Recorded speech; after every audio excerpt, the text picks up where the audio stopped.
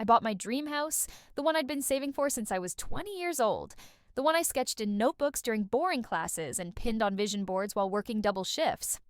It wasn't just bricks and drywall to me, it was proof that every insult my relatives had thrown at me, every laugh they had when I said I'd make it on my own, hadn't broken me.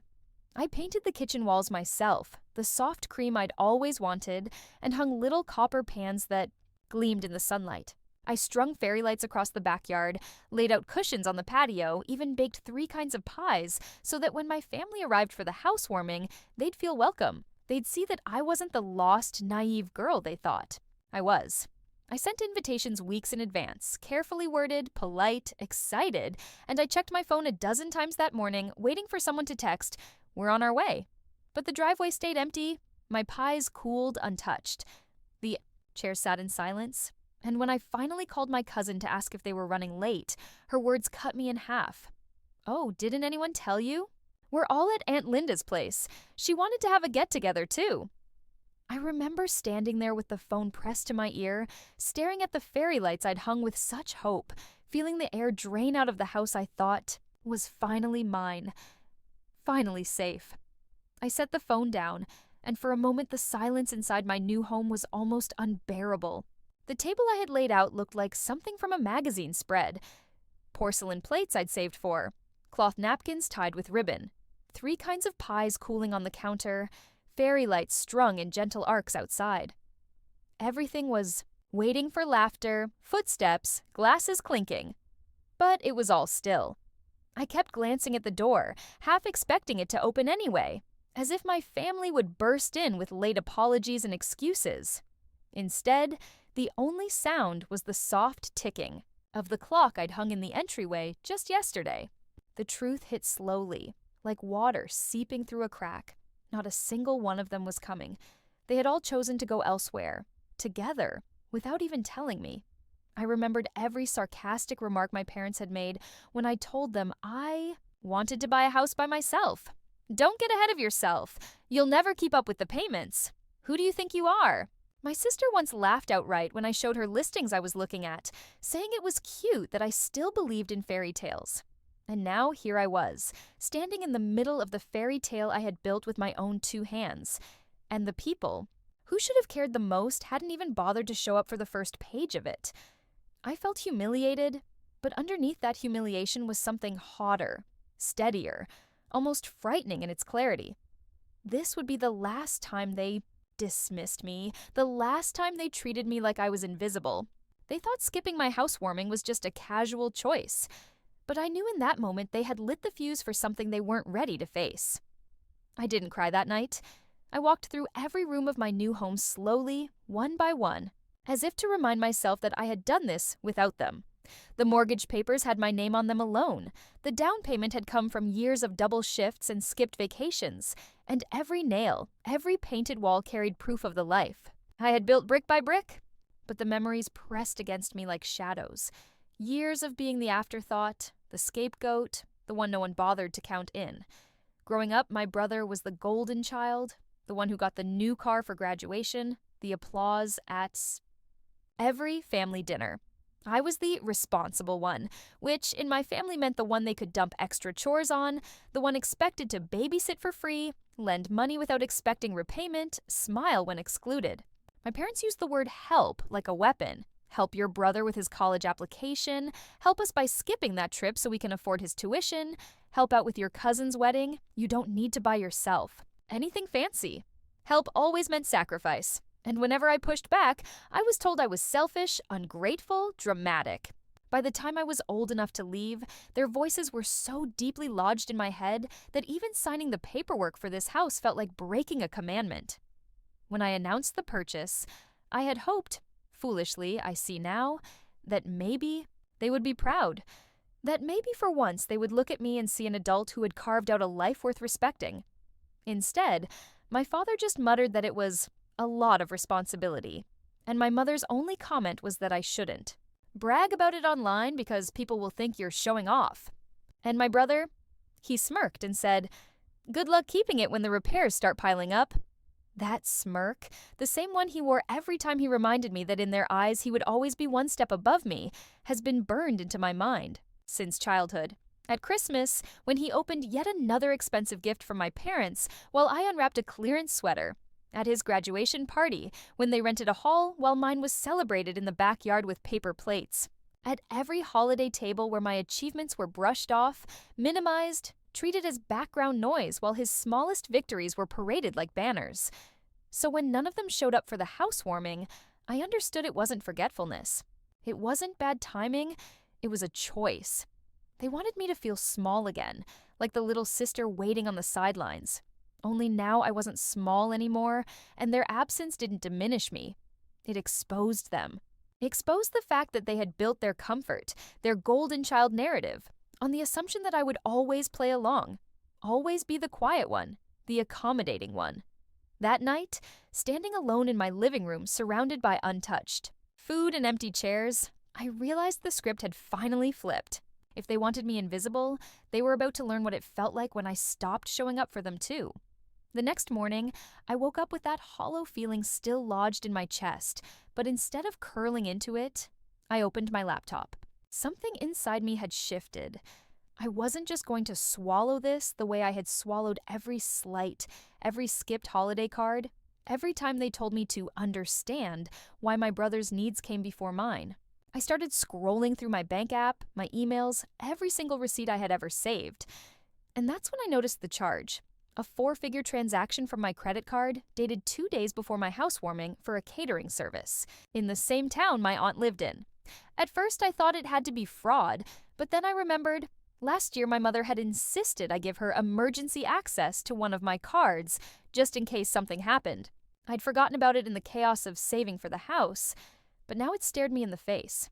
They hadn't just skipped my housewarming. They had used my money to fund their own gathering. My pulse went ice cold. I dug deeper.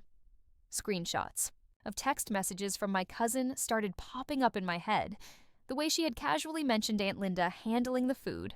My aunt hadn't handled anything. They had all colluded to drain me and then celebrate without me. I drove to the catering company that afternoon, and when I asked for a copy of the invoice, they handed it over without hesitation. My name, my card, my address as the billing contact. The proof was in my hands. That smirk on my brother's face when he teased me about keeping up with the payments. He hadn't been joking. He had already known. When I confronted my mother over the phone, she didn't even deny it. She sighed and said, "It was just easier this way. You always overreact. We didn't want any drama at Linda's." Drama. That's what they called it when I expected basic respect. That's what they called it when they siphoned off my hard-earned money to toast each other in the house I had never been welcome in. My brother chimed in on speaker, smug as ever. "You can afford it now, can't you? You've got your big fancy house." My aunt added, "Family should share. Don't be selfish." I listened to them pile their excuses one on top of another, each word hammering the nail deeper into the coffin of whatever loyalty I still felt toward them. And then I said it, calmly, evenly, the way I wish I had years ago. "We're not doing this anymore. I've already reported the charge as fraud. The bank will be in touch.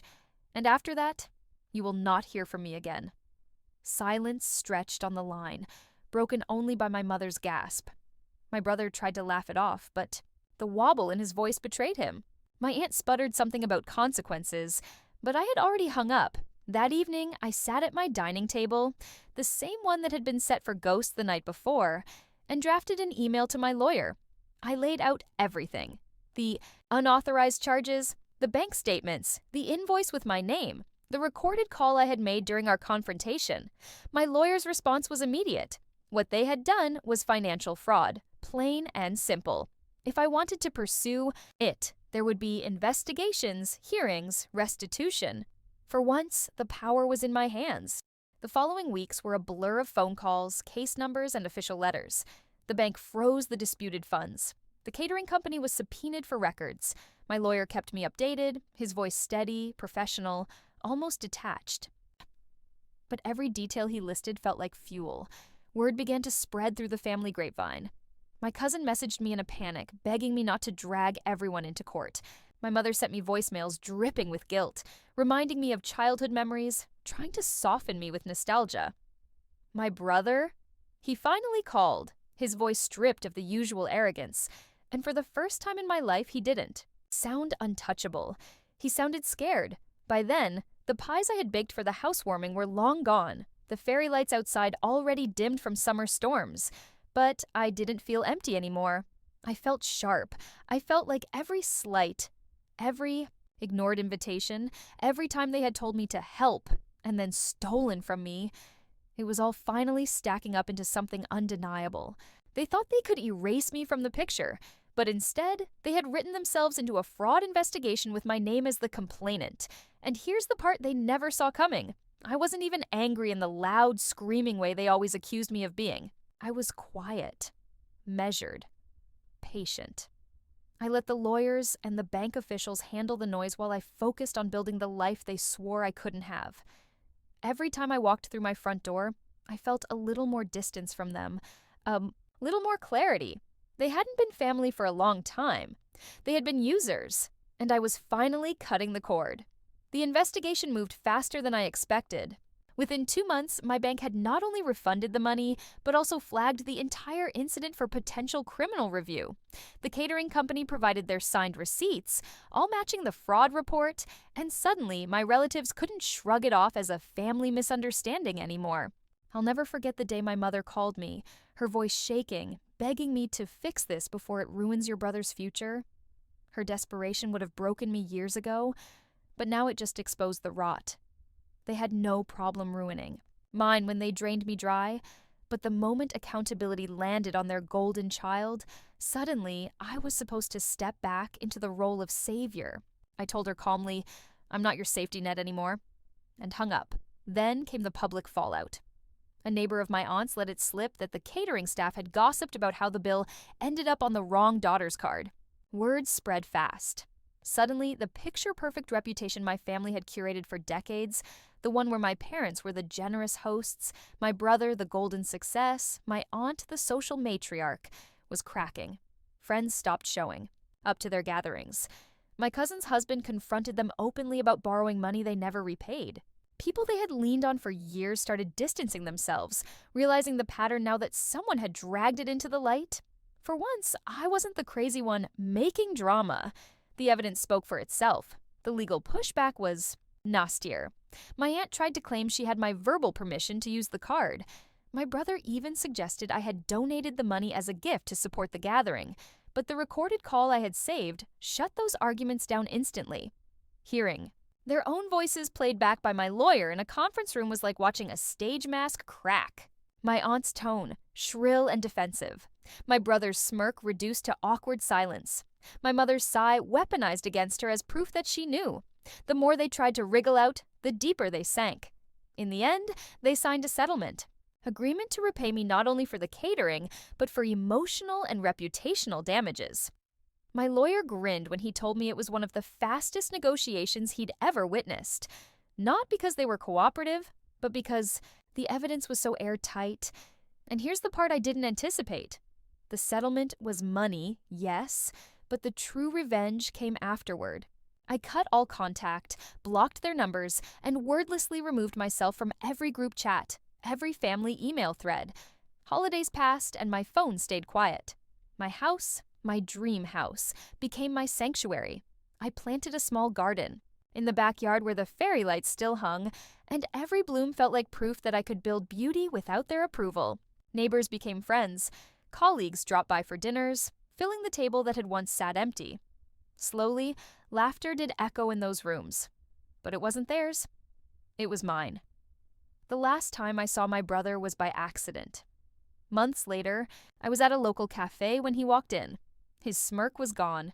He looked older, tired, like the weight of exposure had finally settled on him. He tried to start small talk, but I just raised my hand gently and said, "We're not doing this." And I left. No shouting, no tears, no long explanations. Just a clean exit. That night, I realized revenge didn't have to be loud. It didn't have to be dramatic. Sometimes the deepest cut is simply absence. The refusal to play the role they wrote for you. Now, when I unlock the door to my house at night, I breathe easier knowing that no one can take this from me. They tried to erase me, but instead, they erased themselves. And I'll tell you what I've learned through it all. Family isn't defined by blood when blood only bleeds you dry. Family is who shows up. And they never did. In the months that followed, the silence from my family wasn't peace, it was pressure.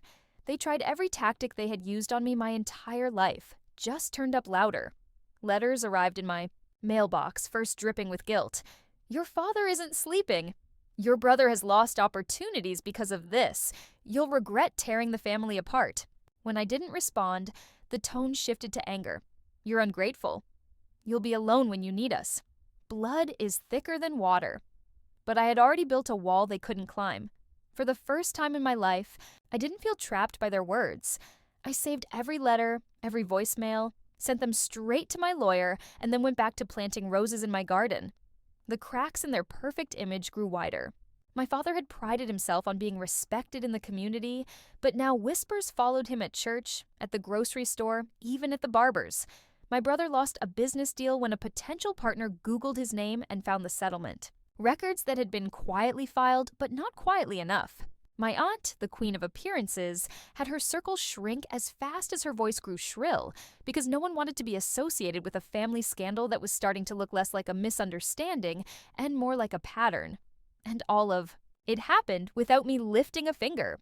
I didn't yell. I didn't confront them. I simply stepped out of the role I had been cast in, and the house of cards collapsed without me propping it up. But revenge isn't only about watching others fall. It's about reclaiming what was stolen. So I started pouring my energy into my own life. I hosted dinners in the home they had ignored, filling it with colleagues, friends, and neighbors who showed up without needing to be begged. I hung new photographs on the walls, me smiling, with people who valued me, not people who saw me as a wallet or a scapegoat. Every laugh around my dining table felt like defiance. Every birthday candle blown out in my kitchen felt like proof that the life they tried to erase was flourishing without them. And the irony was sharp. The family that once accused me of being dramatic now lived under a cloud of their own drama. I didn't need to chase them down or expose them further. They were unraveling in full view. My cousin reached out one last time, late at night, her text a mess of apologies and excuses. We didn't think you'd take it this far. Can't you forgive them? I stared at the screen for a long time, then powered my phone off and set it face down. Because the truth was, this wasn't about taking it far. This was about finally refusing to carry the weight of their choices. One evening, sitting on my porch as the sun dipped behind the rooftops, I realized something that chilled me, but also freed me. Their absence no longer hurt. It used to carve holes in me, make me ache with longing. Now, it was space. Space for people who wanted to be here, space for peace, space for a life that belonged to me. And in that quiet, I understood. They thought leaving me out of the housewarming would make me feel small. Instead, it gave me the one gift they never intended, a clean slate. The true unraveling came not in one dramatic blow, but in small humiliations that stacked until the facade my family had built finally shattered. My parents had always measured success by appearances.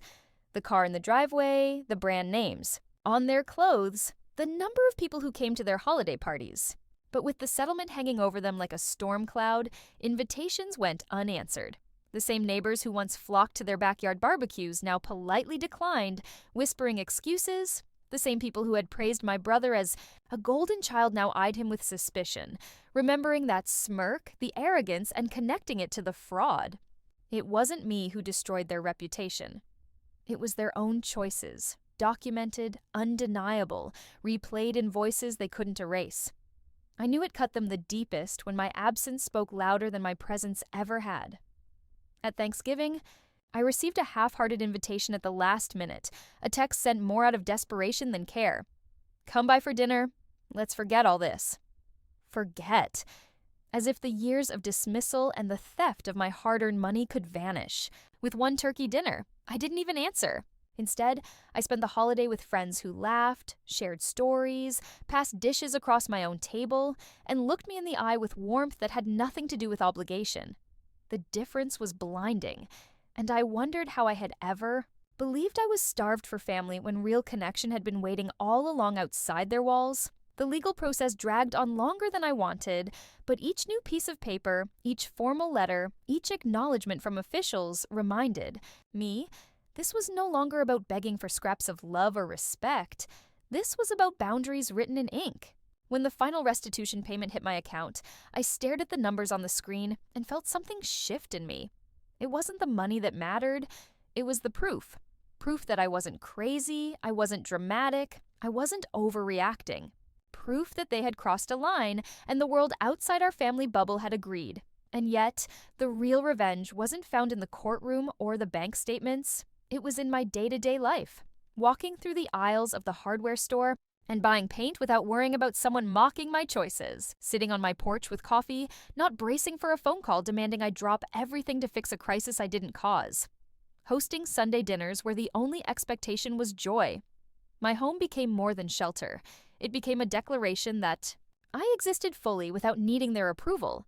Still, sometimes late at night, I thought back to that housewarming table. The porcelain plates, the untouched pies, the empty chairs.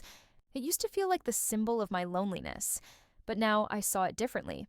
It was the night I finally learned the truth. Family who doesn't show up isn't family at all. Their absence had been painful, yes, but it had also been the clean break I had needed and never had the courage to make myself. They had walked away, and in doing so, they had set me free. The final break came quietly, without drama, without the shouting matches that had filled so much of my childhood. Months after the settlement, my mother showed up at my doorstep unannounced. She looked smaller somehow, her shoulders hunched, her face tight with worry. She tried to smile as if nothing had happened, as if she could step across my threshold and back into my life with the same ease she had once stepped over my boundaries. "It doesn't feel right," she said softly, "celebrating holidays without you." For a moment, I almost felt that old pull, the part of me that had always been desperate for her approval. But then I remembered standing in that same doorway on my housewarming night, waiting for her and everyone else and realizing they had chosen to be elsewhere. I remembered the catering invoice with my name on it, the recorded call where she sighed and excused theft as easier this way. And I realized she wasn't here because she missed me. She was here because the absence of me had consequences she didn't know how to fix. I didn't yell. I didn't cry. I just said, "This is my home, and you are not welcome here." Her face froze. Her mouth opened as if to argue, but I shut the door before she could. The click of the lock was louder than any argument we could have had. It was the sound of a lifetime of imbalance snapping shut. Since then, I've built a life without them, and it is quieter, lighter, and infinitely more honest. My garden has grown into something wild and beautiful, with climbing roses reaching higher than I thought they could. My dining table is no longer set for ghosts, but for people who arrive on time with arms full of laughter and warmth. My house has become more than just a dream come true. It is proof that I survived them, that I thrived without them, that everything they tried to diminish in me only hardened into strength. And sometimes when I walk from room to room at night, I pause in the silence and let myself feel the weight of it. Not loneliness, not anymore. Just space. Space I earned. Space they can never invade again. They thought leaving me out of my own housewarming would make me feel small. Instead, it taught me the most powerful lesson of my life. I am not their safety net, I am not their scapegoat, and I am not invisible. I am free, so here I am, in the home I built alone, surrounded not by family who drained me, but by people who actually show up. And I'll ask you, the ones listening now, did I go too far or not nearly far enough? Tell me in the comments. And don't forget to subscribe, because sometimes the sweetest revenge is simply walking away and never looking back.